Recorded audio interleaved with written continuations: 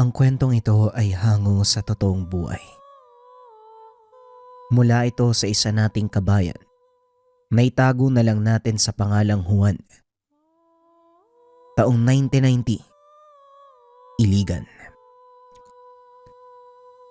Kung pakikipaglaban sa aswang ang pag-uusapan, may susulat ang pangalan ni Kapilo bilang una sa listahan. Iilan lamang ang nakakakilala sa kanya dahil hindi siya mahilig makipaghalubilo sa kapwa. Palaging nasa tahanan, abala ang atensyon at oras sa gawain bilang antingero. Isa sa umahanga sa kanya ay ang binatang si Juan. 17 anyos na kung papayagan niya ay araw-araw na dadalaw. Magdadala ng kung ano-anong pagkain bilang pasalubong. Pero dahil hindi sanay ang matanda, palagi niya itong tinataboy. Kapilo, magandang umaga po. May dala akong tinapay, kape, saka kaunting bigas. Pandagdag po sa pagkain nyo. Wika ni Juan.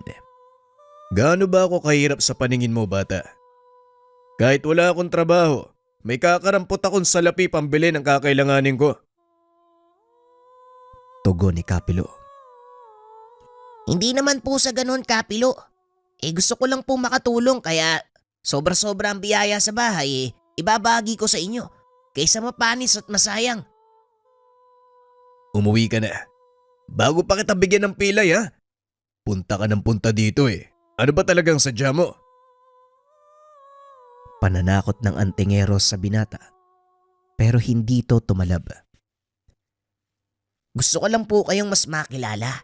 Ang sabi kasi ni tatay, isa kayong mahusay na pumapas lang ng aswang.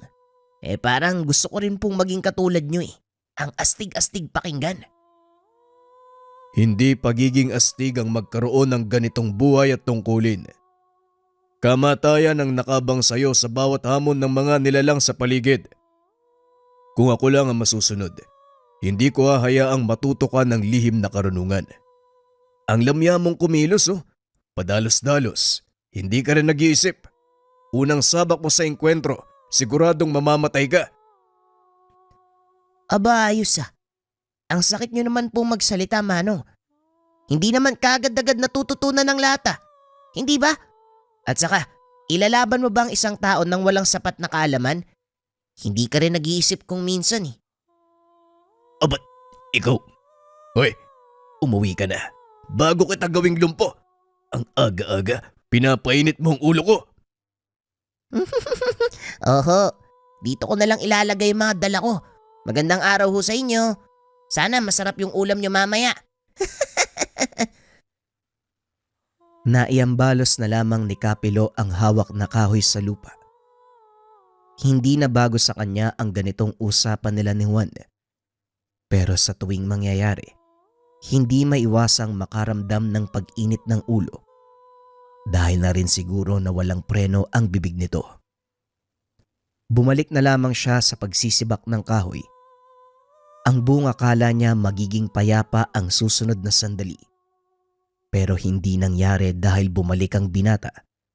May dalang balita na pumukaw ng kanyang atensyon. Kapilo! May aswang ako nakita dun oh! May aswang mo! Tulungan niyo ako! Wika ni Juan habang tumatakbo papalapit sa kanya. Anong aswang? Umagang-umaga may aswang? Huwag mo ko niloloko, ha? Bumalik ka pa talaga dito. Totoo nga ho, nandun oh. Gumagapang, may sugat nga sa tagiliran eh. Tapos yung dugo nagkalat. Tignan niyo kung ayaw niyong maniwala. Ang hilig mo talagang mang-istorbo. Nasaan ba ang mga magulang mo nang makausap? Napeperwisyo na ako sa'yo. Kapilo, hindi po ako nagloloko. Totoo nga pong may aswang dun. Ano bang tawag sa nilalang na merong pakpak? Kalahati lang yung katawan eh. Tapos may mahabang buwagag yung buhok. May nakapalibot pa na halinghing. Tapos may mahabang kuko. Hindi ko lang nakita ang mukha kasi nakatalikod eh. Meron nga ho talaga. Halika kayo, tuturo ko sa inyo kung saan. Sa pagpupumilit ng binata, napapayag si Kapilo. Kinuha niya muna ang mga kagamitan upang makasigurado kung sakaling may aswang. Pagdating sa bahagi ng kakahuyan kung saan nakita ni Juan ang sinasabing aswang, natawa si Kapilo. Anong nakakatawa, Kapilo? May aswang tapos tatawa-tawa ka pa. Hoy, kumusta animal? Inabutan ka na ng pagsikat ng araw. Anong nangyari? Sugatan ka ba? May nakalaban ka ano? Ayan kasi, mag-aasik kayo. Tapos kapag nagkaroon ng katapat, gagapang-gapang na lang. Nasaan yung kalahati mong katawan? Nasunog na ano? Wika ni Kapilo sa manananggal na dahan-dahang gumagapang. Hinugot niya ang itak at itinarak sa likuran nito. Hindi na nakakilos ang nilalang. Napaangil sa sobrang sakit. Tama na. Huwag ka nang tumakas dahil wala ka nang pupuntahan. Hindi mo nga alam kung nasan yung kalahati ng katawan mo eh. Kung ako sa'yo, sabihin mo na ang huli mong salita. Dahil sa susunod na sandali, sa impyerno ka na didilat. Kapilo, papatayin niyo po ba siya? Sigurado po ba kayo? Tanong ng binata. Lumingon si Kapilo sa kanya. Bakit may angal ka? O baka naman kilala mo yung aswang na to kaya ka nagtatanong? Hindi naman ho sa ganun. Nagtatanong lang ako kasi kung tutuluyan mo siya, alis na po ako. Ayoko pong makakita ng krimen. Anong krimen yung sinasabi mo? Pagpaparusa ang tawag dito. Ginawa mo pa akong kriminal. Umalis ka na nga. Sagabal ka lang sa gagawin ko eh. Nanahimik na lang si Juan. Si Kapilo naman ay pinuksa na ang aswang. Binuhusan niya ito ng langis. May sinambit pang orasyon. Tinuluyan ang nilalang gamit ang patalim. Ilang sandali pa ay hindi na ito gumagalaw. Habang sinusunog ang bangkay ng aswang, napalingon si Kapilo nang mapansing tila may nakatingin sa kanilang ginagawa. Masyadong masukal sa unahan kung kaya't hindi gaanong nakilala, pero alam niyang tao ito batay sa hubog ng katawan. Lalapitan sana upang masigurado subalit biglang nawala. Hindi na lang masyadong pinagtuunan ng pansin. Pagkatapos maging abo ng bangkay, bumalik na siya sa kanyang tahanan. Nagulat pa nang makitang nakasunod si Juan. Sa pagiging tutok sa nilalang, nakalimutan na meron palang kasama. Teka, hindi naman dito ang bahay mo ah. Bakit pumarito ka? Umuwi ka na. Mukhang wala akong matatapos sa trabaho sa'yo eh. Naiirita ako sa presensya mo eh. Grabe ka naman, Kapilo. Wala po kasing tao sa bahay kaya baka pwedeng dito na muna ako. Hindi naman ako maglilikot eh. Kung gusto mo, tulungan pa kita sa gawaing bahay o sa kahit anong ipapagawa mo. Dati gusto mong maging manunugis ng aswang. Ngayon naman, muchacho. Ano naman kayang papangarapin mo sa susunod? Ay nako, umuwi ka na lang ha. Wala akong pakialam kung may tao man sa bahay niyo o wala. Basta umalis ka na. Marami pa akong gagawin, kaya pakiusap lang umalis ka na. Lumakad na palayo si Juan. Hindi na rin nag-abala si Kapilo na ihatid ng tingin. Nagpatuloy na ito sa gawain. Sa kalagitnaan ay napatigil siya. Napaisip tungkol sa manananggal na nakita kanina. Binabagabag ang kanyang isipan kung sino ang nakaengkwentro nito. Kung isang antingero ang nakatapat niya, hindi siya makakatakas. Sa tingin ko, simpleng tao lang na dinampian ng kaunting swerte para mapuruan ng aswang. Pero kung ganun man, sana nakabalik siya dun sa katawan niya eh. Napailing na lamang si Kapilo sa kakaisip. Hindi pa rin mapakali sa bagay na ito. Lumakad siya. Binalikan kung saan natagpuan ng aswang at naganap ng bakas. Sakto namang pagkarating doon, muling nakasalubong si Juan. Tumatakbo habang binabaybay ang daan patungo sa kanyang bahay. Ito talagang batang to. Babalik na naman sa bahay. Napakatigas ng ulo. Kapilo, mabuti nandito kayo. Saan po kayo pupunta? Kung may mahalaga kayong lakad, wag na ho muna. Mas kailangan yung pumunta sa kabilang sitio dahil naroon ang kalahating katawan ng aswang. Nagkakagulo ho yung mga tao dun eh. Teka, totoo ba yung sinasabi mo? Ilang minuto ko lang nawala. Tapos, alam mo kagad ang nangyayari sa kabilang sitio. Ang bilis mo namang nakarating. Hindi ho. Nagkasalubong kami ng dati kong kaklase. Ang sabi niya, nakita pa nga niya mismo yung kalahati ng katawan eh. Meron din daw sunog dahil ang nakasagupa ng nilalang mag-uuling sa mismong ulingan sinalakay. Kaya ayun, madaling nasunog yung katawan. Sigurado ka ha? Halika nga, punta natin. Kapag ako niloko mo, hindi ka na makakapunta sa bahay. Nagtungo sila sa kabilang sitio, sa paanan ng kabundukan kung saan merong ulingan. May mangilan-ngilang taong nagkukumpulan, nakikiusyoso sa nangyari. Si Bang Bino ang nilapitan nila dahil kakilala ito ni Kapilo. Pilo, himala nagpunta ka dito. Pare, sakto. Dahil may aswang kaming nakasagupa kagabi. Manananggal. Mabuti na lang alis to ang panganay ko. Tinaga ang aswang pero nakatakas. Sinubukan naming sundan. Pero yung kalahati ng katawan lang ang nahanap natin. Yun na lang ang pinagbalingan namin. Sinunog. Dinala ni Mang Bino si Kapilo sa kanilalagyan ng kalahating katawan. Nanatili pa rin itong nakatayo, pero wala nang senyales ng buhay. Ang ibabaw na parte lang ang nasunog. Nangangamoy na dahil ilang oras na ang nakalipas. Pinalibing naman ito ni Kapilo. Nang makapaghukay, muli nilang sinunog hanggang sa naging abo ang lahat ng parte. Anong oras ba kayo sinalakay? Sa tingin nyo ba, sadya ang pag-atake o nagkataon lang? Bandang 4:00 pare. Hindi ko masabi kung anong sadya. Pero nung mga nakaraang araw, may napapansin akong parang nagmamasid sa amin. Ilang beses na rin may umaalingasaw pero kagad ding nawawala kaya akala namin amoy lang na nilipad ng hangin.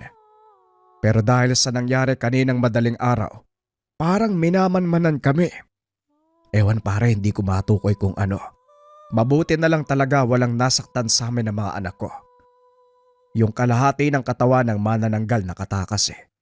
Sana may nakasalubong na antegero o kahit sino na tinuluyan siya. Grabe sa pakiramdam pare. Ito pa lang ang unang pagkakataon na mangyari to sa amin. Ilang taon na kami nag-uuling sa lugar na ito. Ngayon lang talaga nagkaganto. Ang importante, walang nasaktan. Walang masamang nangyari. Swerte pa rin pero sa susunod, mas mabuti magdala kayo ng pangontra para hindi basta-basta nalalapitan.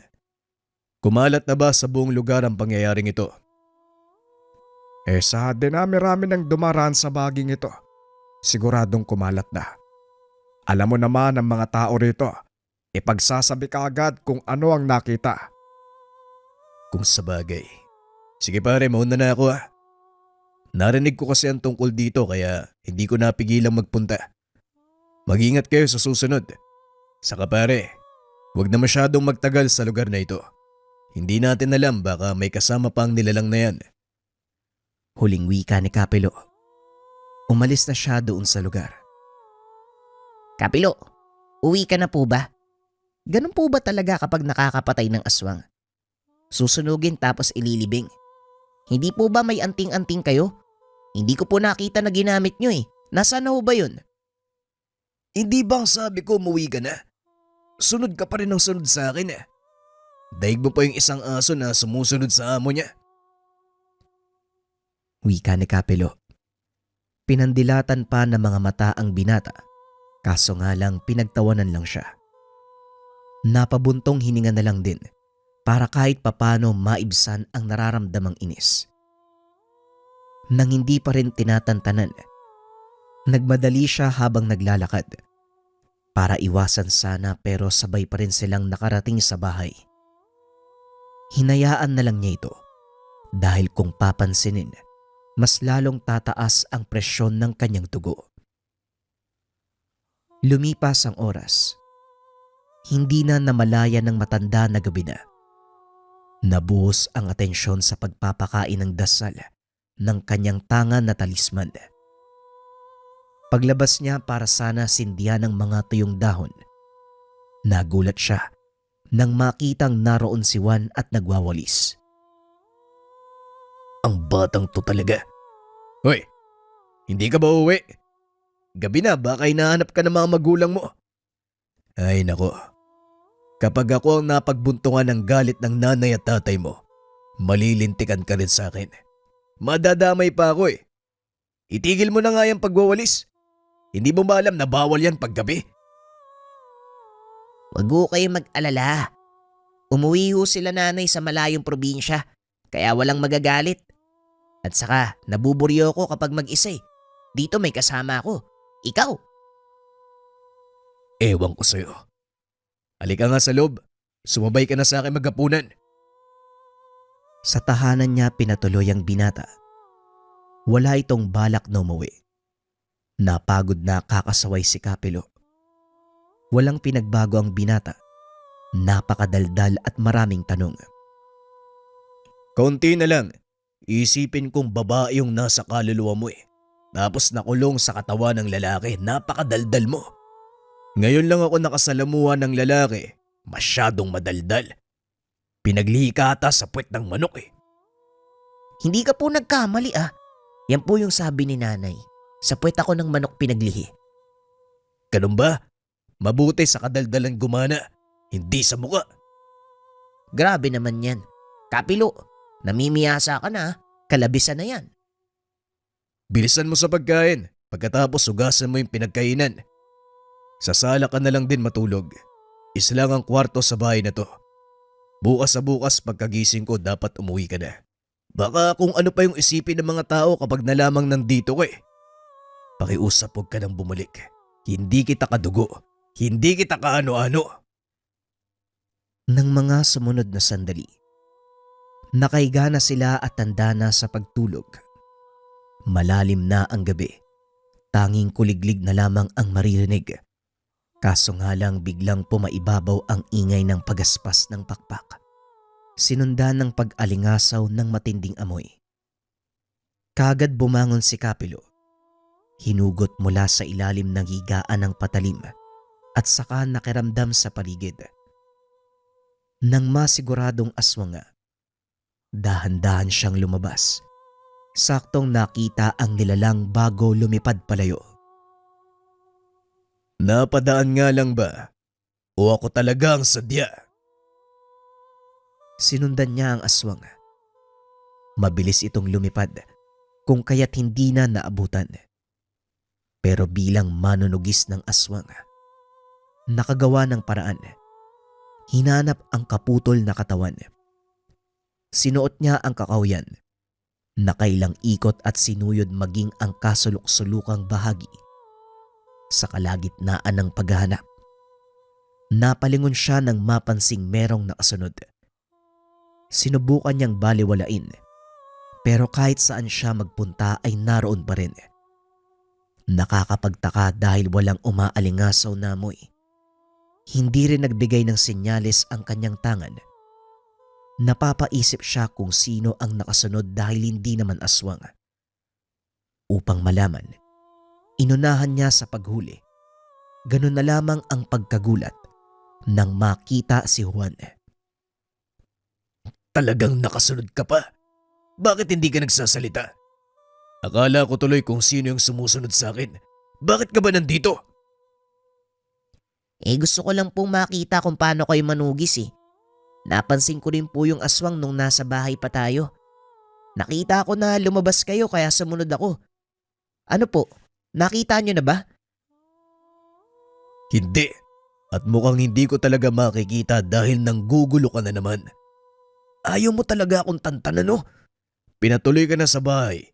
Nangungulit ka pa. Malay nyo po makatulong ako.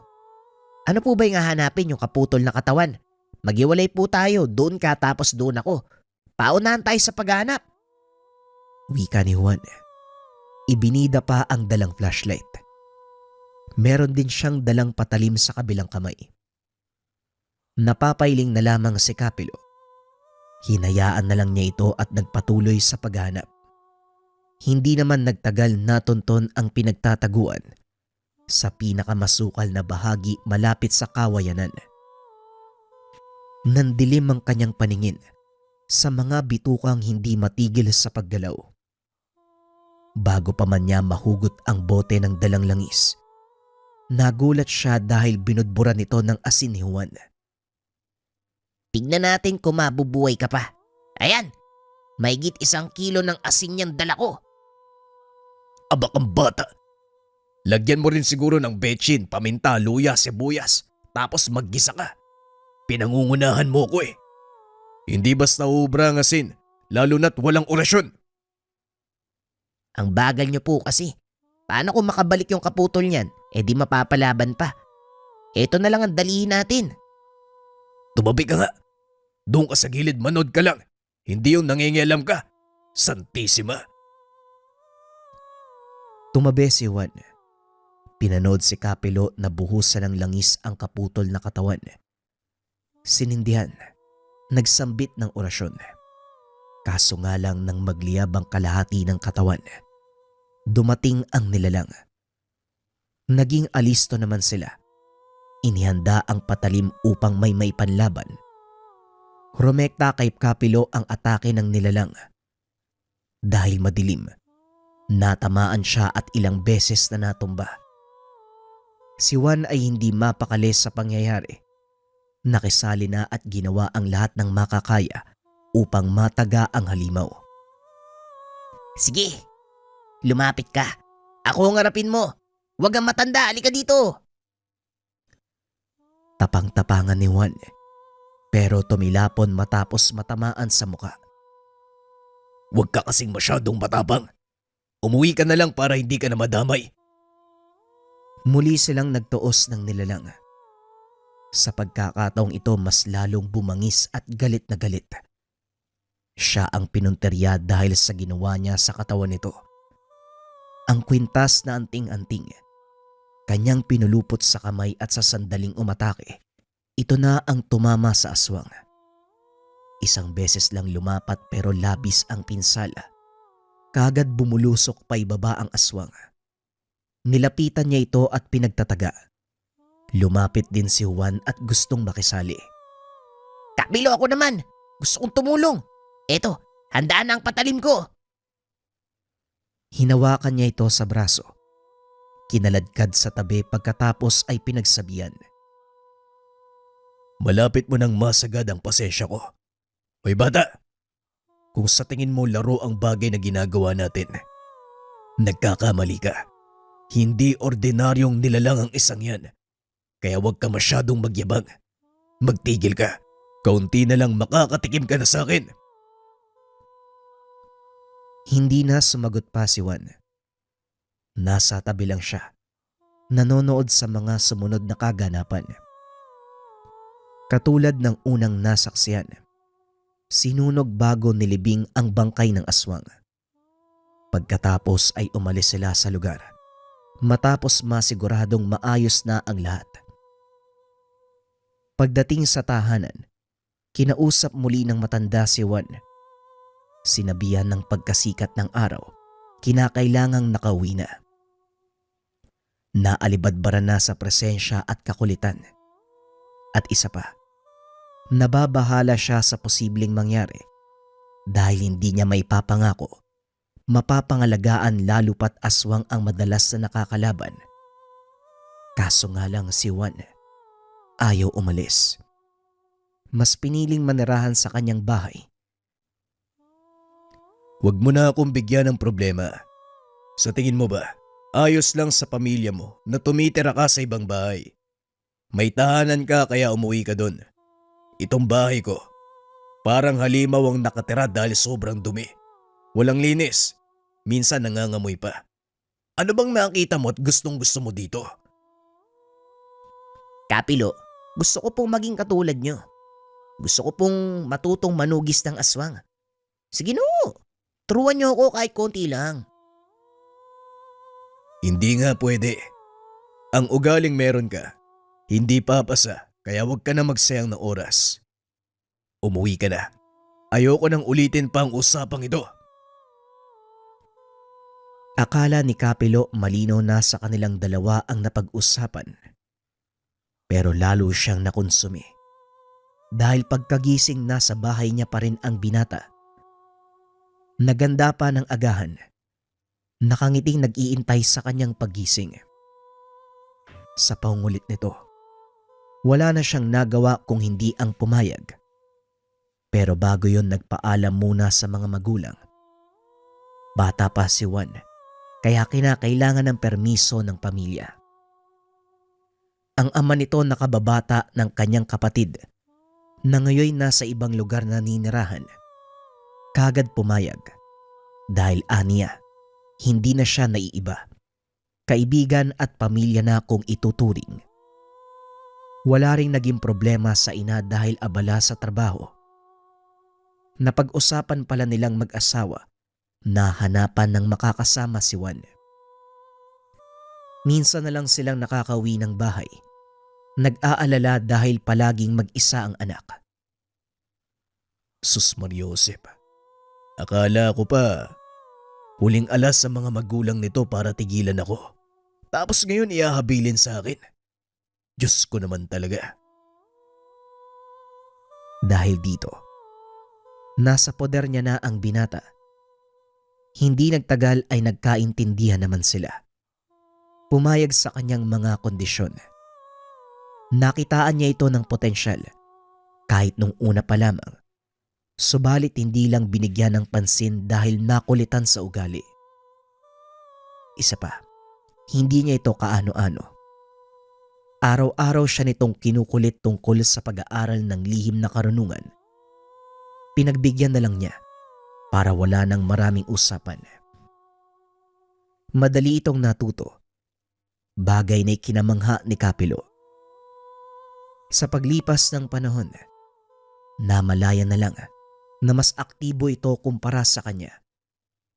Palaging nauuna sa pagtugis ng aswang. Minsan pa, nababalitaan na napuksana ni Juan. Mukhang nauunahan mo na ako ah. Maghinahinay ka. Ay sus, hindi ko po kayo mapapantayan, Kapilo. Kayo ang guru ko at mas marami kayong alam kumpara sa akin. Mahabang oras pa ang igugugol ko para malaman ang lahat ng kaalaman nyo. Ikinatuwa ni Kapilo ang nangyari. Itinuon ang buong oras sa pagtuturo sa binata. Nang tumagal, naging mas mahusay pa ito sa kanya. Ipinagpasalamat na lamang niya dahil kung sakaling darating ang panahon na kailangan ng magpahinga, meron ng susunod sa kanya. Meron ng magmamana ng anting-anting. Ang kwentong ito ay hango sa totoong buhay. Mula ito sa isa nating kabayan na itago na lang natin sa pangalang Anok o mas kilala bilang Marshall. Walang eksaktong taon. Santa Catalina. Nang mga panong ito ay 25 anyos na si Marshall at kasalukuyang buntis ang asawa. Bago pa dumating ang kabuwanan, mas minabuti nitong bumukod. Malawak naman ang lupain na pagmamay-ari ng ama. Pinili ni Marshall ang dulong bahagi ng lupa. Medyo may kasukalan man ang daan, nakakalusot pa rin ang mga sasakyan. Personal driver ng isang kilalang pamilya si Marshall. Ipinagkatiwala din sa kanya ang sasakyang ginagamit, kaya madali lang itong nakakapasok sa trabaho. Isang hapon, marami ang pinuntahan ng amo kaya hapon na itong nakauwi ng tahanan.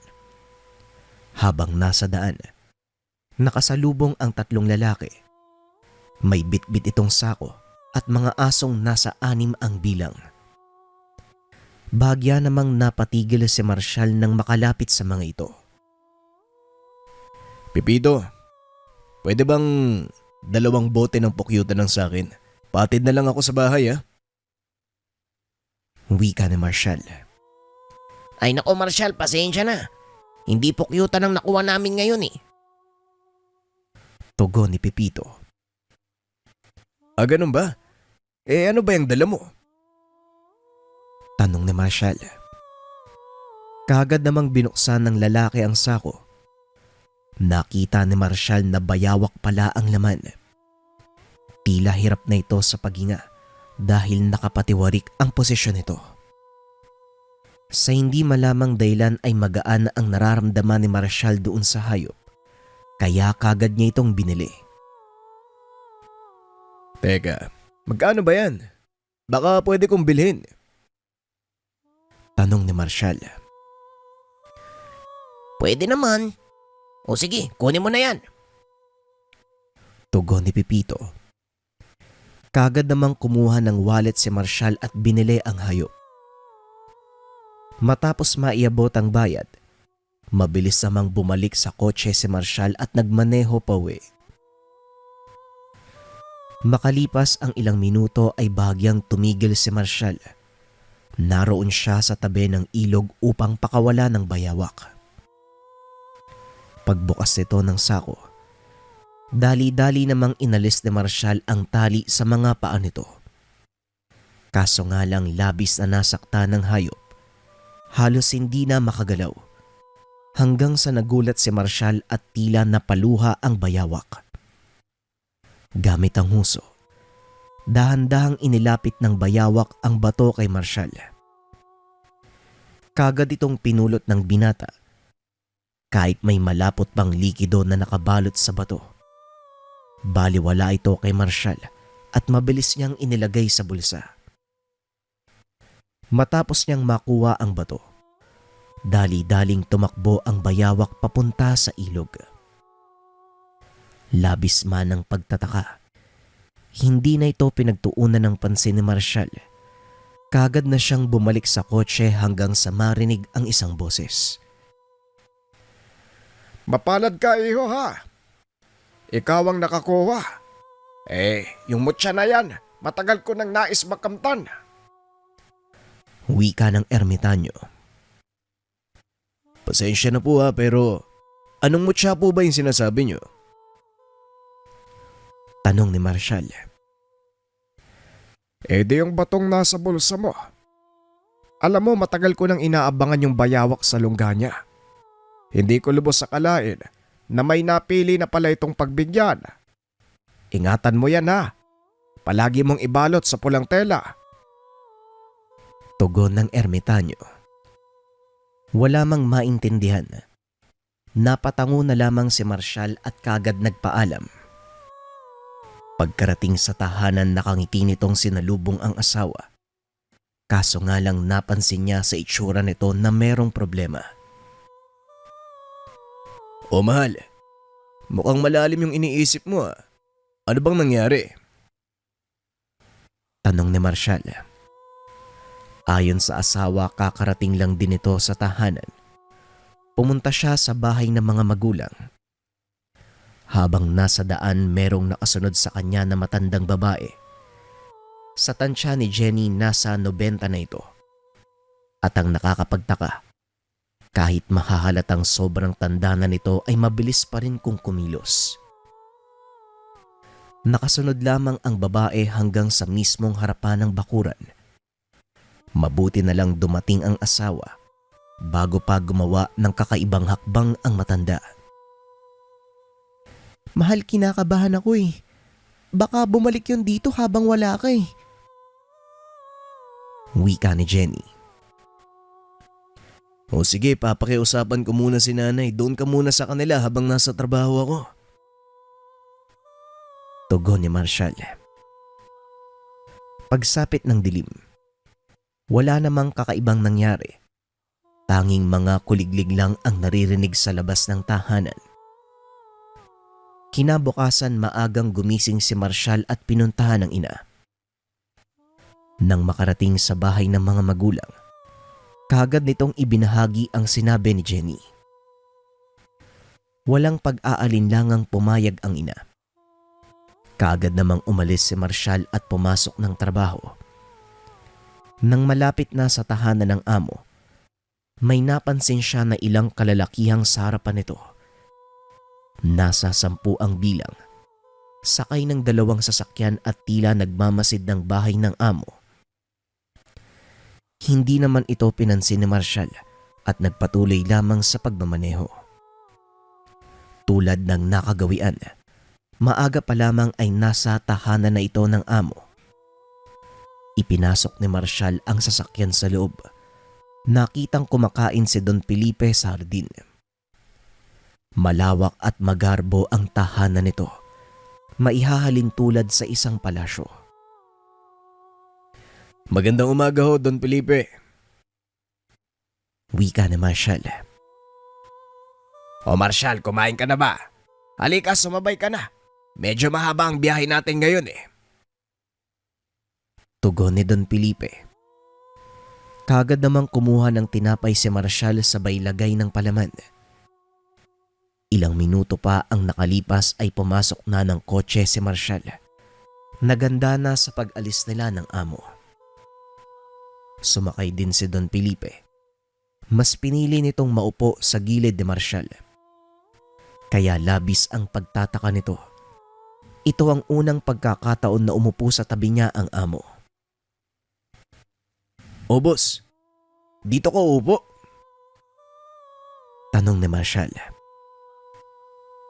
Oo, si Narex na ang nasa likod, total. Gusto ko makita yung ganda ng paligid. Tugon ni Don Felipe. Napangiti na lamang si Marshall matapos marinig ang sinabi ng amo.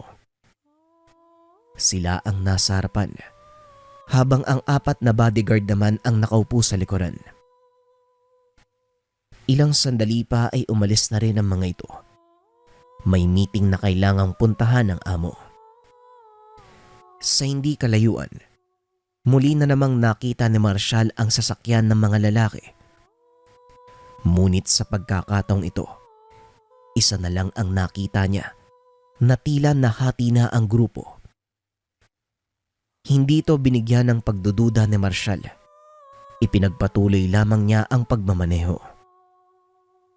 Nang makalagpas, ramdam ni Marshall na tila basa ang bulsa. Bagya nitong binagalan ang pagmamaneho. Kagad na kinapa ang loob ng bulsa. Nagulat ito nang may mahawakan na likido sa bulsa. Oh, may problema ba, Marshall? Tanong ni Don Felipe. Nang mapansin ito na hindi mapakali si Marshall. Wala naman ho. May kinuha lang ho ako sa bulsa. Tugon ni Marshall. Habang kausap ang amo, naagaw ang atensyon ni Marshall nang makita ang nakasunod na sasakyan sa likuran. Iba na ang pakiramdam niya, kaya kagad niya itong sinabi sa mga kasama. Boss, mukhang kanina pa tayo sinusundan ng sasakyan na yun Iba ang pakiramdam ko dyan Boss, 2 yung sasakyan kanina. Hindi ko na nga makita kung nasan yung isa Wika ni Marshall. Ganun ba? O Rex, alam nyo na yung gagawin, umanda kayo Ibigay nyo sa akin yung 2 baril na nakatago. Ito Marshall alam mo na kung paano gamitin yan Tugon ni Don Felipe. Sabay abot ng baril kay Marshall. Kinakabahan man patuloy lang ito sa pagmamaneho. Hanggang sa biglang humarang yung isang sasakyan. Boss, ito yun. Ito yung sinasabi ko. Lumabas na ang mga bodyguard. Kaso nga lang kagad silang pinulanan ng bala. Don Felipe, kayo ang dahilan kung bakit nasira ang lugar namin. Kamatayan mo lang ang magpapatigil. Pwes, pagbibigyan kita. Wika ng armadong lalaki. Matapos itong sabihin ng nakamaskarang lalaki, muli itong nagpaputok ng baril. Umalingaw-ngaw ang tunog sa paligid. Labis din ang pinsala sa salamin ng sasakyan dahil sa dami ng bala. Halos mapulbos ang sasakyan sa dami ng tama ng bala. Sige, tignan nyo. Para siguradong patay na yan. Wika ng armadong lalaki Dito na nagsimulang magpaputok si Marshall. Inuna nitong barilin ang lalaking papalapit. Labis namang nagulat ang mga kasama nito at kagad na nagtago. Walang pag-aalinlangang sumugod si Marshall. Hindi na inisip ang sariling kapakanan. Nang makita ng mga armadong lalaki ang ginawa nito, tinuon ng mga ito ang atensyon kay Marshall. Ngunit ang ipinagtataka ng mga armadong kalalakian, tila hindi ito tinatabla ng bala. Hindi maintindihan ni Marshall, pero alam niya na mayroong kakaiba sa katawan. Bumilis ang pagkilos, na kaya nang harapin ang dami ng mga kalaban. Ano Marshall? Ubos na ba? Tanong ni Don Felipe. Wala na hubos. Naubos ko na po yung lahat. Tugon ni Marshall. Labis naman ang pagkamangha ng amo dahil tila hindi tinablan ng bala si Marshall. Teka Marshall, paanong hindi ka tinatabla ng bala? Tanong ni Don Felipe. Hindi ko rin alam, boss eh. Wala akong ideya sa mga nangyayari. Tugon ni Marshall. Ilang minutong nakatulala ang amo. Tinignan nitong mabuti ang suot ni Marshall. Hindi pa rin makapaniwala sa mga nangyayari. Ngunit sa dami ng balang tumama sa kotse, hindi na nakaligtas ang 4 na bodyguard. Pagkarating ng mga pulis, minabuti ng mga ito na hindi pa alam na buhay pa si Don Felipe. Matapos ng kaganapan bilang pagpapasalamat, binigyan ni Don Felipe ng kaunting salapi si Marshall. Ayaw man itong tanggapin ngunit dahil mapilit, tinanggap na lamang ito ni Marshall. Hindi naman may pagkakailang kailangan din niya ng pera para sa nalalapit na panganganak ni Jenny. Gamit ang isa pang kotse ng amo, maaga siyang umuwi at nagpunta sa tahanan ng ina. Habang nasa daan, may nakita itong pamilyar na mukha mula sa malayo. Nang makalapit kagad niyang nakilala kung sino ito. O tatang, saan po kayo pupunta? Baka gusto niyo pong sumabay. Tanong ni Marshall. Diyan lang naman ako sa unang bahagi ng ilog.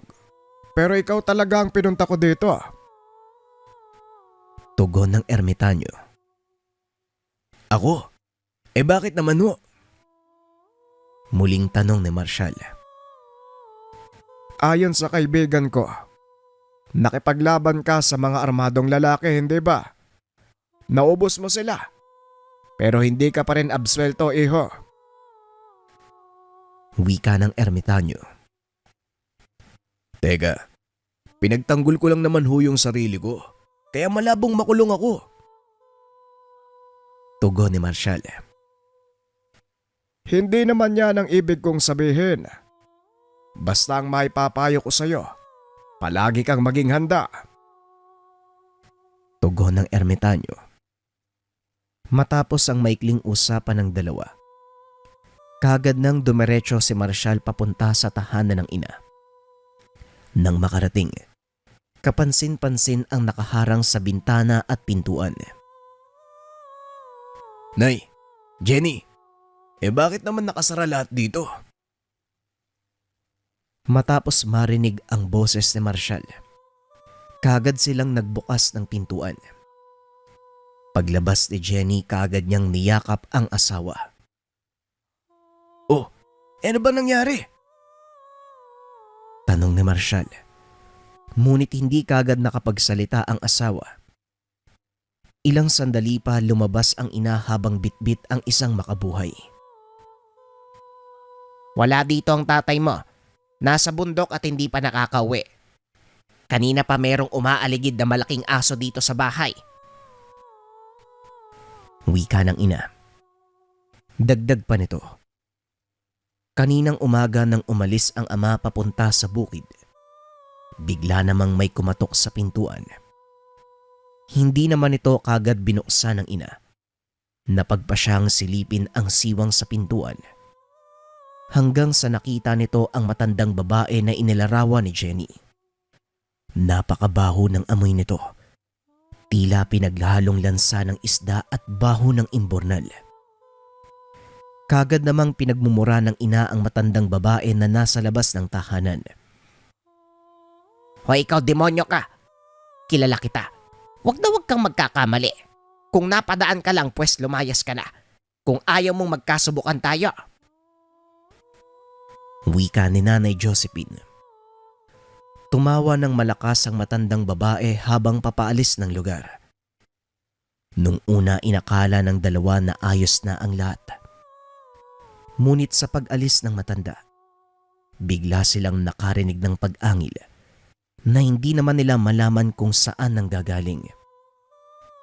Hinanap pa ng mga ito ang pinanggagalingan ng tunog hanggang sa makita ang isang itim na aso.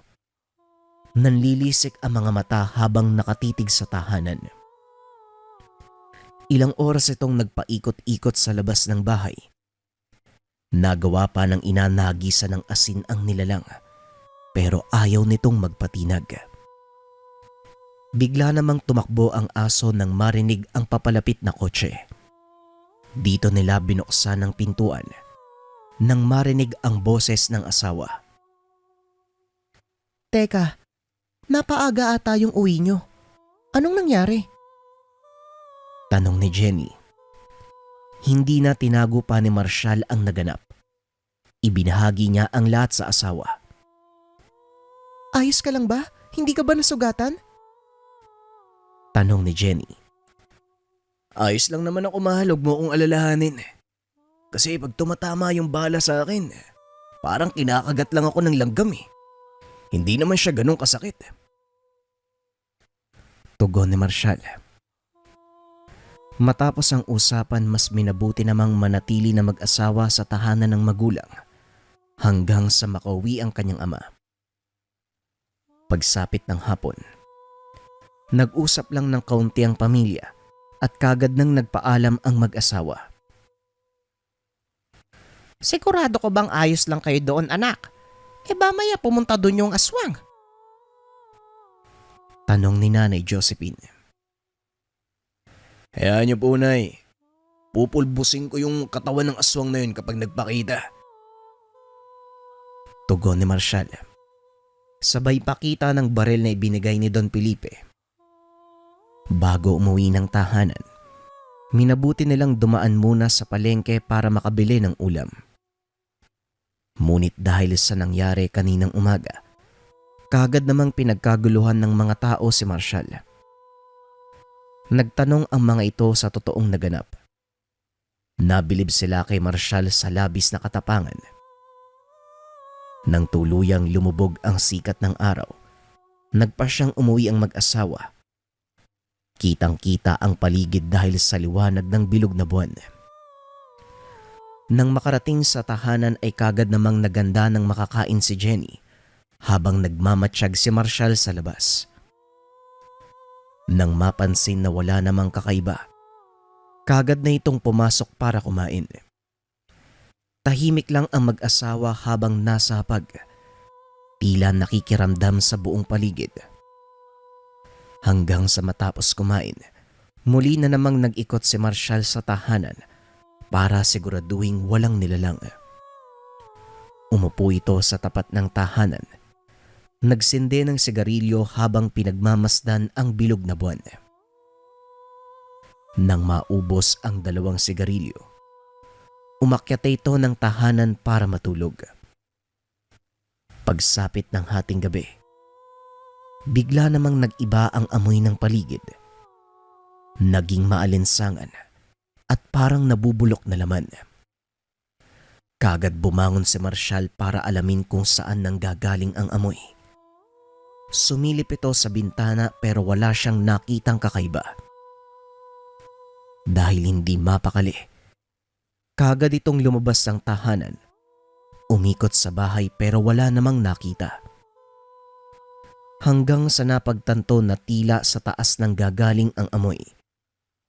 Kagad namang tinignan ni Marshall ang bubong ng tahanan. Bagyang kinilabutan. matapos makita ang isang nilalang. Nakatuwad habang nakabuka ang bunganga. Nakatayo ang lahat ng buhok at patuloy sa pagtulo ang laway. Dahil sa mga nakita, dali-daling binunot ni Marshall ang baril. Walang pag-aalinlangang pinaputukan ng nilalang. Pero kagad itong nakatunog. Mabilis na tumalon papunta sa mataas na bahagi ng palayan. Kagad naman itong sinundan ng tingin ni Marshall. Sinipat kung makikita pa ang nilalang. Nang walang makitang bakas, pinagmumura ni Marshall ang nilalang. Sa oras na makita kita uli dito, uubusin ko yung bala ko sa katawan mo. Demonyo ka! Wika ni Marshall. Muli itong bumalik ng tahanan. Nakita ang takot na asawa. Mahal, ano bang nangyayari? Tanong ni Jenny. Nakita ko naghahanap ng butas yung aswang na yun eh. Napakahayop talaga. Tugon ni Marshall. Mukhang hindi tayo titigilan yan eh. Siguro mas maganda kung lumipat na lang tayo ng bahay eh. Wika ni Jenny. Hindi ako papayag na takutin lang tayo ng aswang na yun. Lalaban tayo. Huwag kang mag-alala. Hindi ko hahayaang makalapit sa inyo ng anak ko ang nilalang na yun. Tugon ni Marshall.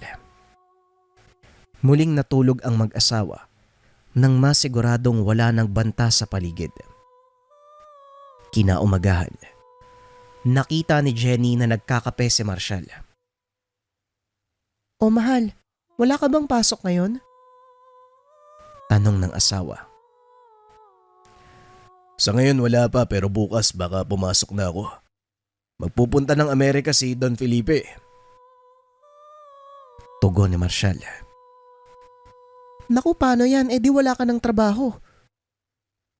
Muling tanong ni Jenny. Napag-usapan na namin yan. Ang sabi niya, tuloy pa rin ang pagpapasahod niya sa akin kahit nasa ibang bansa siya. Tugon ni Marshall. Mabuti naman kung ganun. Hindi kasi ako mapakali, lalo na sa nangyayari ngayon eh. Wika ni Jenny. Nang mga sandaling iyon naganap ng magagawa sa tahanan si Marshall. Kinumpuni ang kakaunting sira na makikita sa bahay. Hanggang sa sumapit na ang hapon, habang nasa itaas ng bubong si Marshall. Muli nitong nakita ang malaking aso na nasa paligid. Hindi normal ang laki nito. Halos 5 beses ko ikukumpara sa normal na aso. Nang maalala ang mga ibinahagi ng asawa nung nakaraang araw, dahan-dahan niyang itinutok ang baril at siniguradong matatamaan ang nilalang. Pagkalabit ng gatilyo, kagad namang tumama ang bala sa aso pero tila tumalbog lang sa katawan. Hindi pa rin umalis ang nilalang at puro angil ang ginagawa. Tila asong baliw na naglalaway. Ganun na? Hindi ka tinatabla ng bala? Ayaw mong umalis? Sige, magmano-mano tayo. Wika ni Marshall sa sarili. Kagad itong bumaba mula sa bubong. Nagmamadaling pumunta sa kusina at kinuha ang itak. Pero bigla na lang natigilan si Marshall nang marinig ang tinig sa kanyang isipan. Lagyan mo ng tubig na mula sa mutya ang hawak mong itak. Wika ng gabay. Teka, sino ka? Anong ginagawa mo sa isipan ko? Tanong ni Marshall. Ako ang nagmamay-ari ng mutyang hawak mo. Huwag ka ng maraming tanong. Gawin mo na lang kung ano ang sasabihin ko. Tugon ng gabay. Matapos marinig ang sinabi, kagad namang sinunod ni Marshall ang utos nito. Paglabas si Marshall ng tahanan, Nakita niya ang nilalang. Naroon pa rin ito sa bakuran. Bagya namang napatigil sa paggalaw ang nilalang nang makita nitong papalapit si Marshall. Padilim na ng mga sandaling iyon. Nakakapagpalit na ng anyo ang nilalang.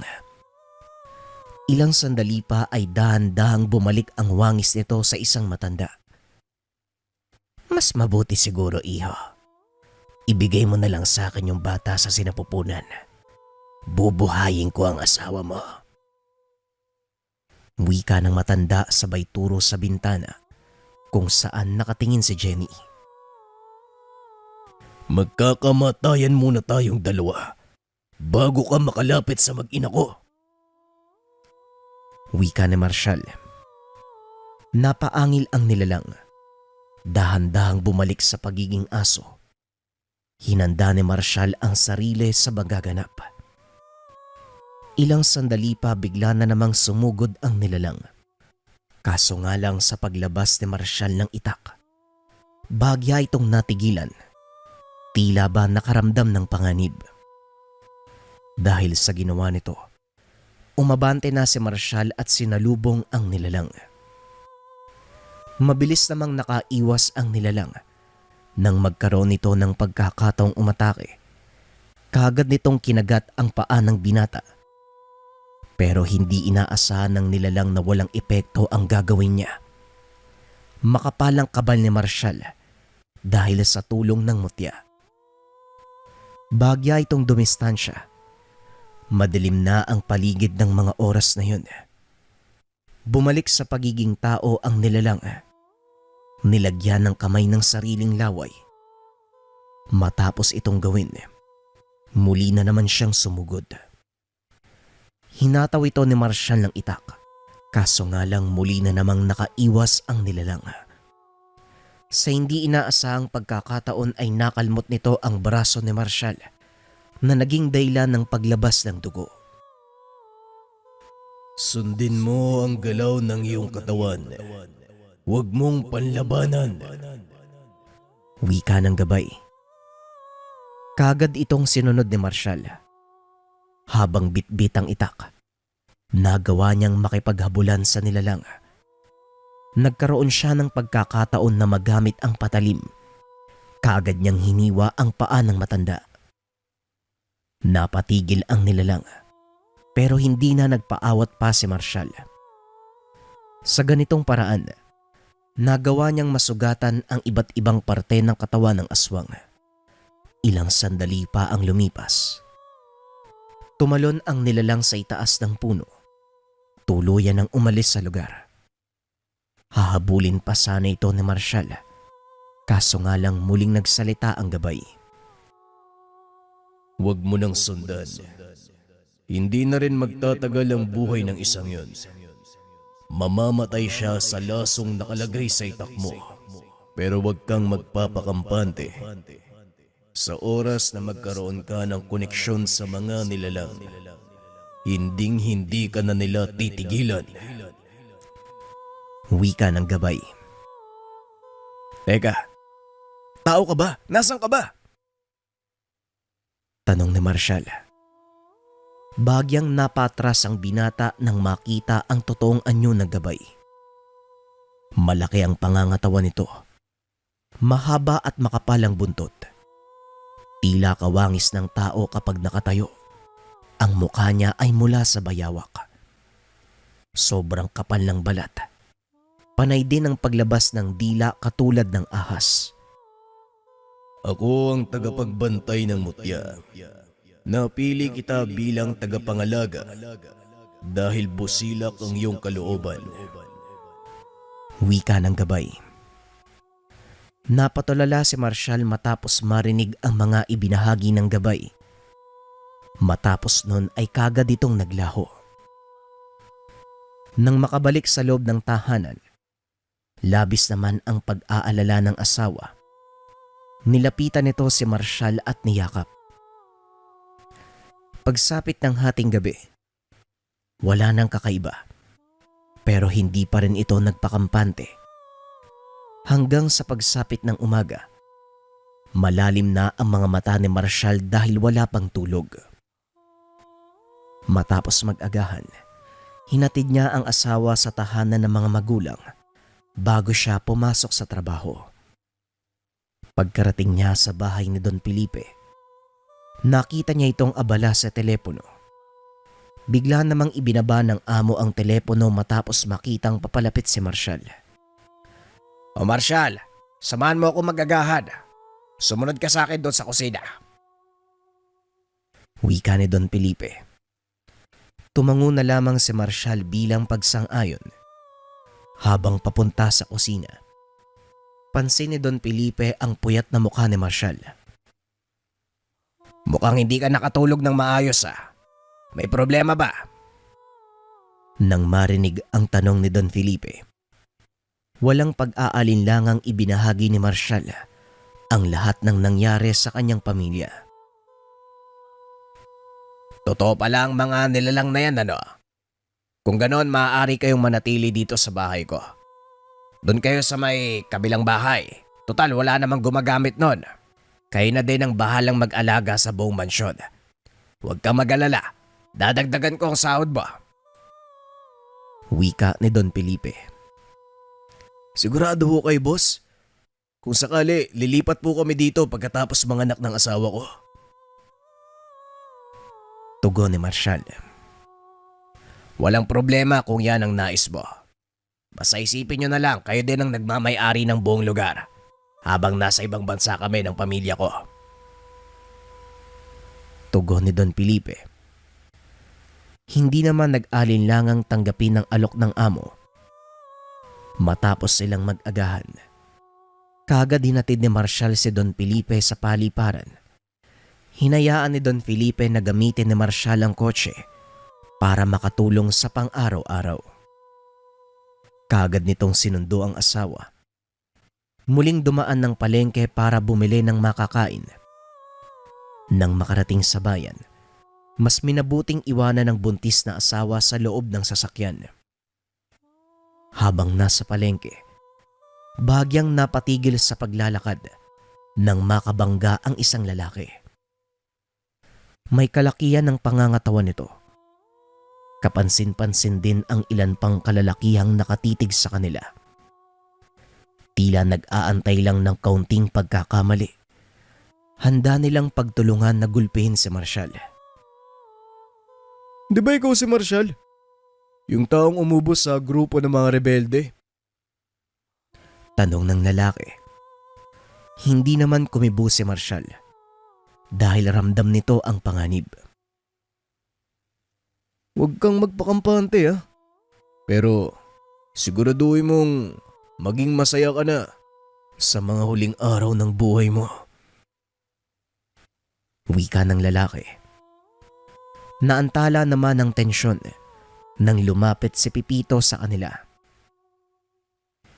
Marshall, kailangan mo pa rin ba ng pukyutan? May dala kami ngayon, oh. Baka gusto mong bumili.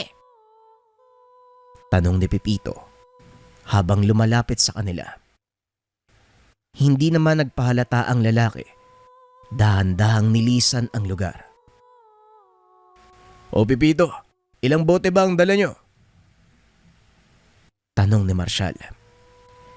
5 bote. Ipapasa na sana namin sa palengke, buti nakita kita. Bibili ka ba? Tanong ni Pipito. Oo sige, bigyan mo ako ng 2. Mamaya may halong tubig to ha, sigurado kang puro to ha. Biro ni Marshall. Matapos ang naging usapan ng dalawa, kaagad nang tumuloy si Marshall upang bumili ng pangangailangan. Hindi na nagtagal ang mag-asawa sa bayan at kaagad nang bumalik ng tahanan. Nagtulong na ang mag-asawa upang mabilis na maihanda ang pagkain. Ilang sandali pa nagpaalam na naman si Marshall na lalabas ng tahanan para magpahangin. Ama, lalabas muna ako ha. Magpapahangin lang ako sandali at magbabantay. Wika ni Marshall. Sige mahal, tatawagin na lang kita kapag luto na. Nagpunta si Marshall sa tumbang puno, naupo at nagsindi ng sigarilyo. Habang abalang iniisip ang mga bagay-bagay, napabalikwa si Marshall nang marinig ang boses ng gabay.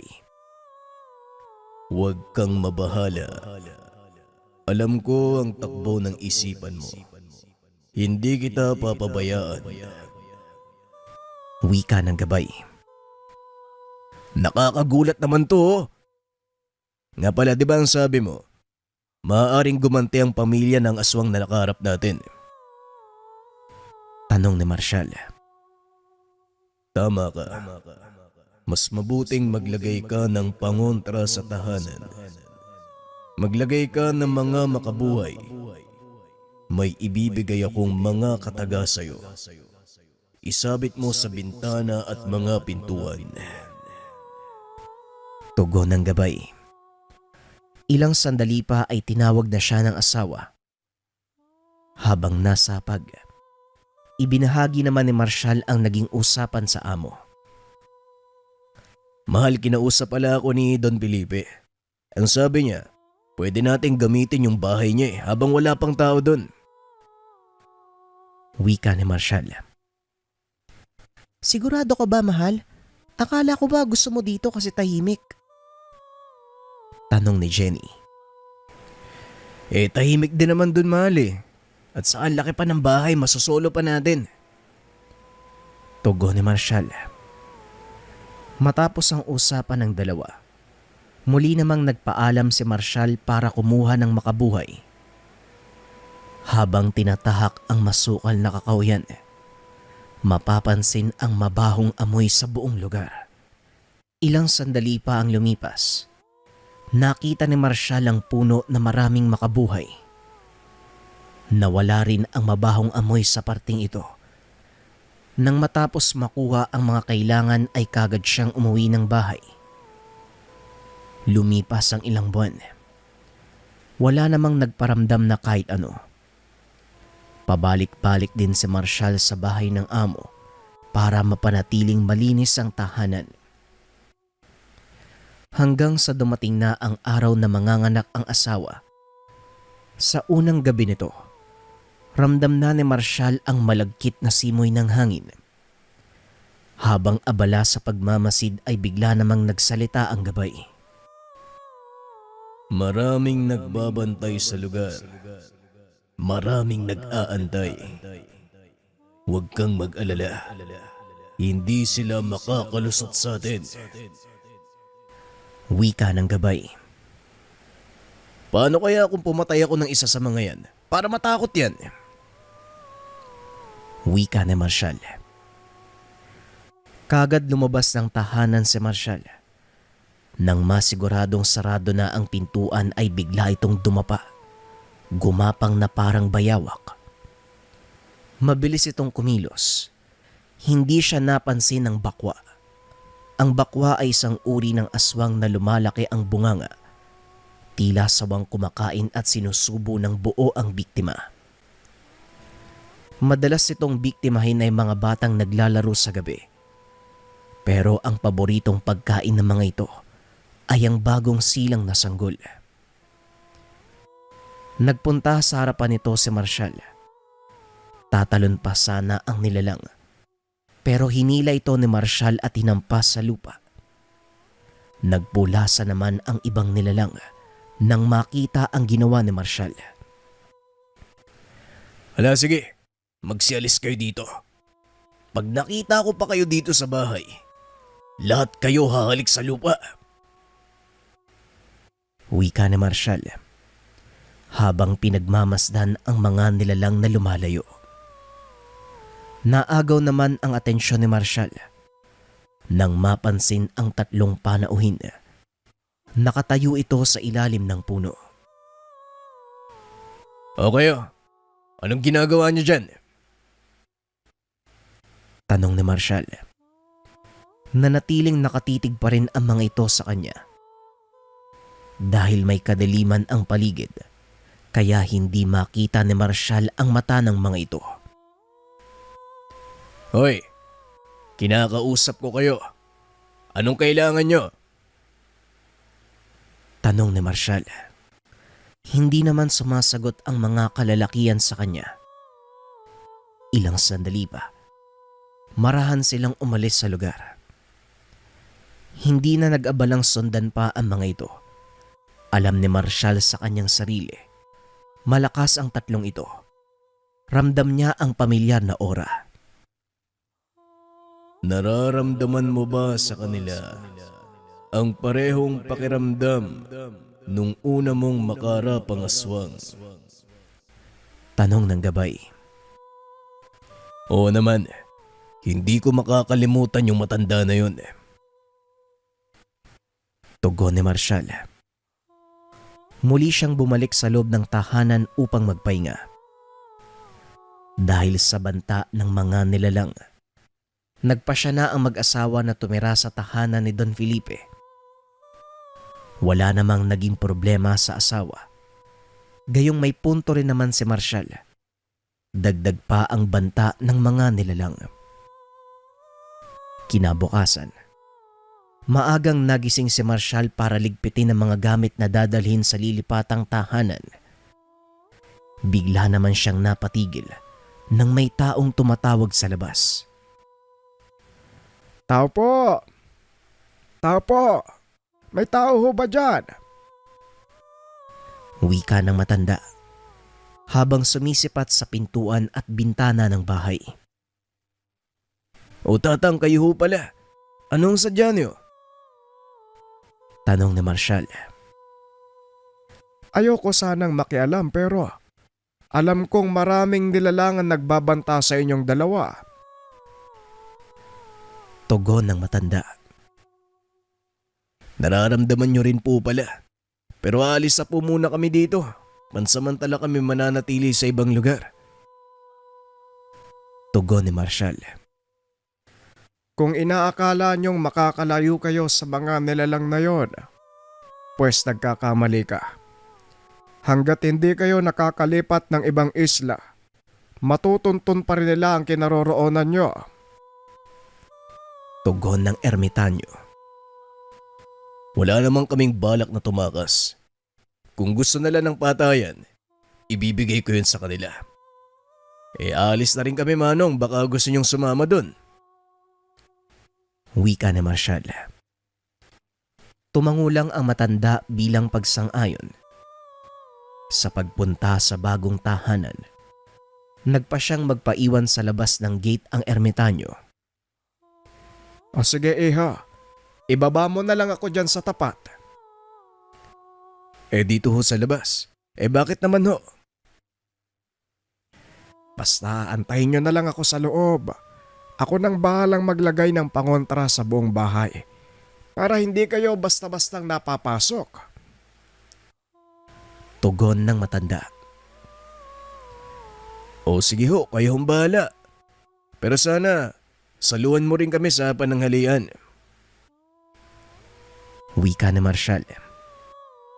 Napangiti na lang ang matanda at kagad na bumaba ng kotse. Hindi naman tumagal sa pag-iikot ang matanda. Kagad siyang pumasok sa bakuran. Nakita nitong abala sa paglilinis ng tahanan si Marshall. Atang, doon ho muna kayo sa loob. Susunod ho ako sa inyo. Wika ni Marshall. Pumasok ang matanda sa loob at naupo. Ilang sandali pa ay kagad namang sumunod si Marshall. Bit-bit ang dalawang kape. Atang, magkape po muna kayo. Wika ni Marshall. Kinuha ng matanda ang kapeng inabot ni Marshall. Ilang sandali pa habang abalang nag-uusap ang dalawa. Bigla namang may kumatok sa gate. Tao po! May tao po ba dyan? Tanong ng lalaki. Palaisipan para kay Marshall kung sino ang lalaking iyon. Kaya kagad siyang napatayo. Sandali lang, Tang. Sisilipin ko lang kung sino yan. Sa hindi malamang dahilan, napangiti ang matanda at nagtanong. Ho, dala mo ba yung baril mo? Huwag kang papakasigurado. Kailangan mong maging maingat palagi. Wika ng matanda. Napaisip si Marshall. Gayong may punto ang matandang lalaki. Kagad niyang dinala ang baril at pumunta sa gate. Dahan-dahang lumapit si Marshall nang mapansin siya ng mga tao doon sa labas. Kagad nilang pinaulanan ng bala ang gate. Dumapa naman si Marshall. Hindi magawang makabangon dahil patuloy na nagpapaputok ang mga kalalakian. Nang tumigil ang mga ito, saka pa lamang tumahimik ang lugar. Ano, Marshall? Masyado kang pakialamero. Yan ang nababagay sa'yo. Wika ng lalaki. Teka, ano bang atraso ko sa inyo? Tanong ni Marshall. Nagulat ang mga ito. Tila hindi man lang nagkaroon ng galos si Marshall. Magpapaputok sana muli ang mga kalalakian. Ngunit mabilis na tumakbo si Marshall at nagtago. Nang magkaroon ng pagkakataong gumapang, kagad siyang dumaan sa likurang bahagi ng tahanan nang hindi namamalayan ng mga kalaban. Ilang sandali pa, unti-unting nababawasan ang ingay ng putok ng baril. Nang mapansin ng lalaking nagsalita na parang wala na siyang kasama, pagtingin niya sa likuran, nagulantang ito nang makitang wala ng buhay ang mga kasama. Lumuhod ang lalaki sa kanyang harapan, nagmakaawa na wag itong patayin. Dahil sa mga naganap, kagad niyang sinabi sa otoridad ang mga nangyari. Ipinagbigay alam din ni Marshall sa amo ang lahat ng nangyari. Hindi naman ito nagdalawang isip na magpadala ng pera para ipaayos ang tahanan. Makalipas ang ilang araw, matapos ang pagpapagawa ng bahay, naisipan na mag-asawang mamasyal sa tahanan ng magulang. Nay? Tay? Andyan po ba kayo? Tao po? Ilang beses nagsalita si Marshall hanggang sa binuksan na ng ina ang pintuan. Nay, bakit naman nakasara yung buong bahay ang aga-aga pa? Tanong ni Marshall. Hindi naman kagad nakasagot ang ina. Mabilis na kumilos ang mag-asawa at kagad na pumasok.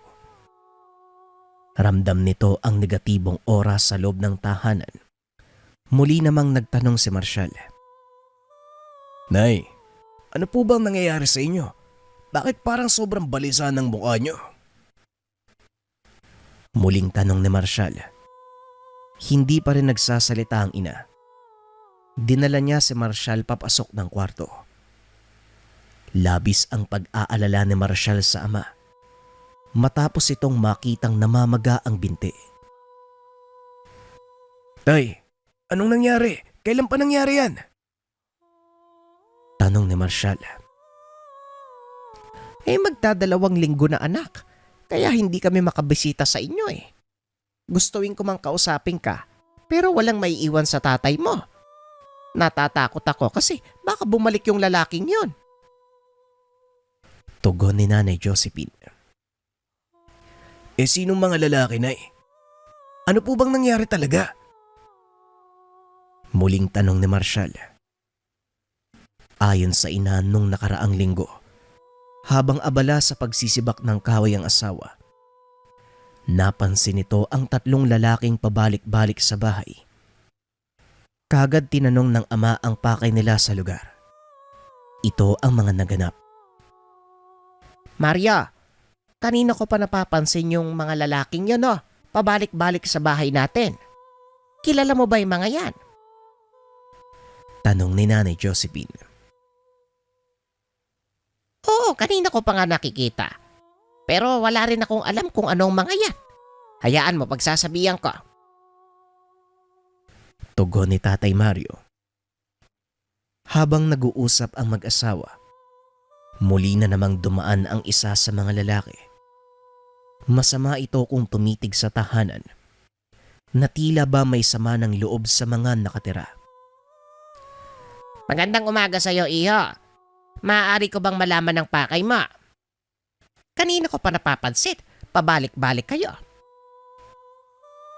Tanong ni Tatay Mario.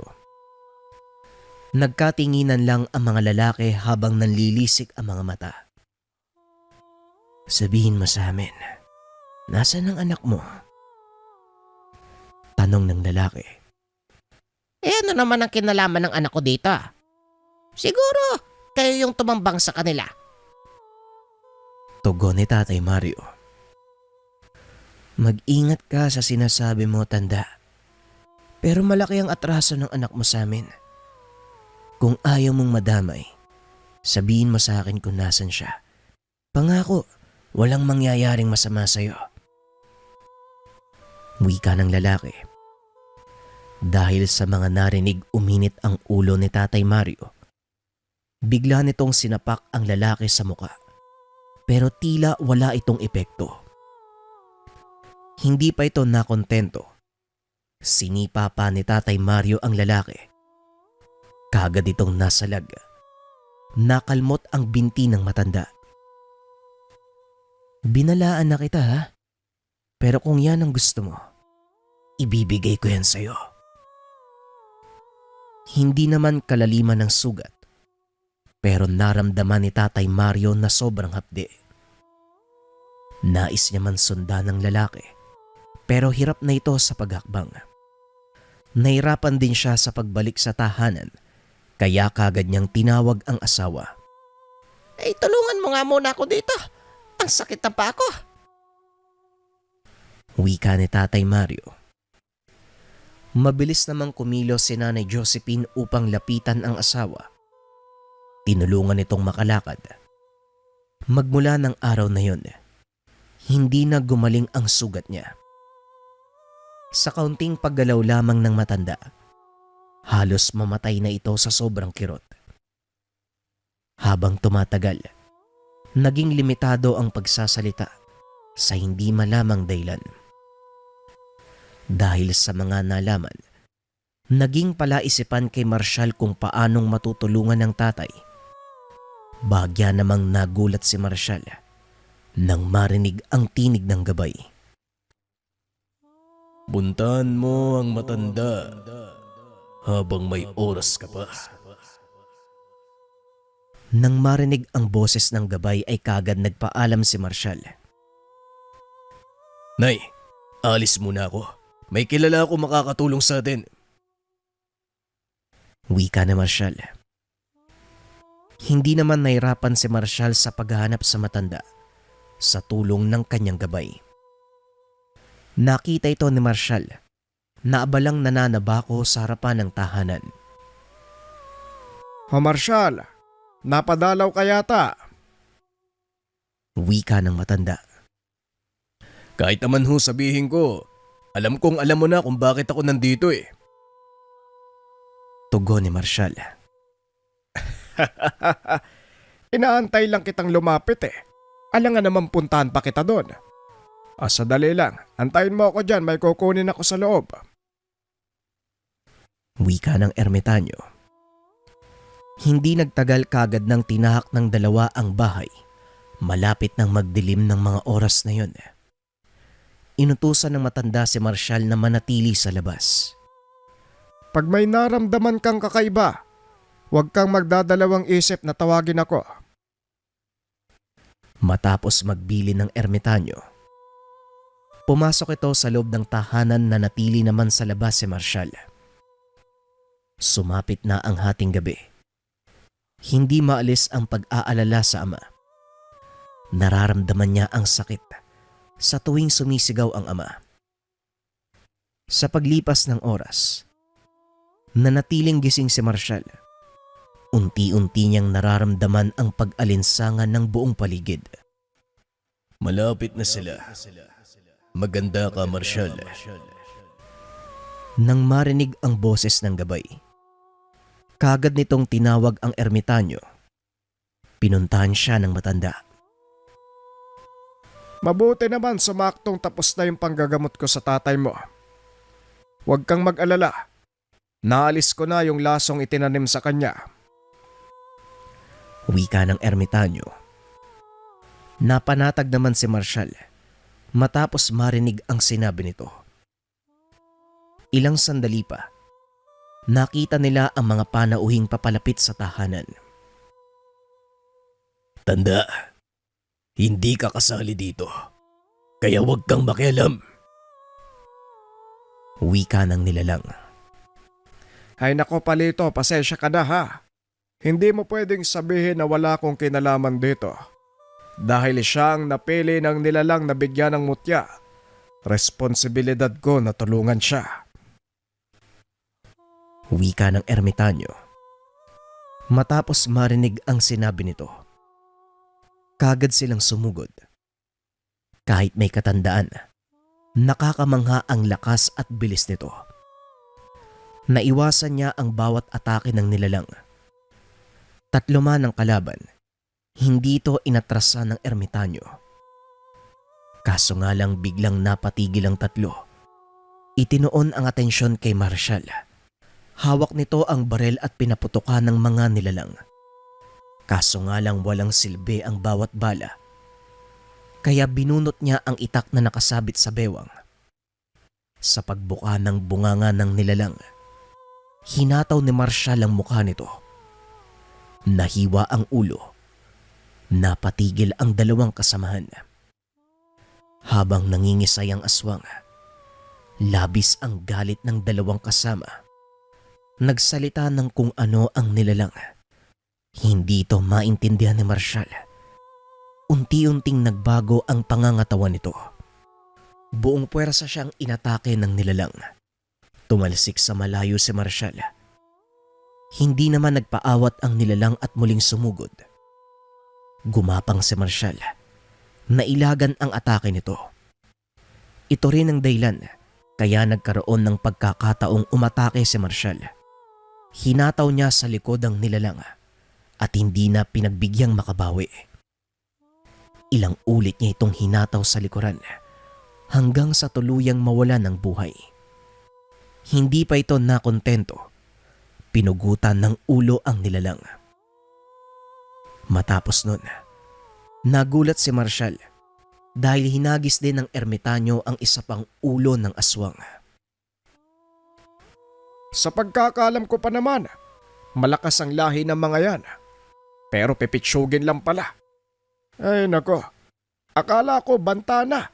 Pampakondisyon lang pala. Makampante ka na iho. Magaling na ang tatay mo. At wala na rin maghahangas na patayin ang pamilya mo. Sa hindi malamang dahilan, dahan-dahang nilamon ng lupa ang katawan ng mga nilalang. Hindi na rin nagtagal ang matanda sa lugar. Kagad na itong nagpaalam. Sa paglipas ng panahon, naging mahaba pa ang buhay ng mga magulang. Nabiyayaan pa sila ng 3 pang anak. Matapos ang nangyari, wala nang naging balita si Marshall sa ermitanyong tumulong sa kanya. Ni minsan, hindi na ito muli pang nakita. Ngunit malaki ang pagpapasalamat ni Marshall. Kung hindi dahil sa ermitanyong iyon, at kung hindi dahil sa kanyang gabay, malamang wala na ang kanyang pamilya. Malaki ang kanyang pasasalamat nang dahil sa nakuha niya na bertud ng bayawak.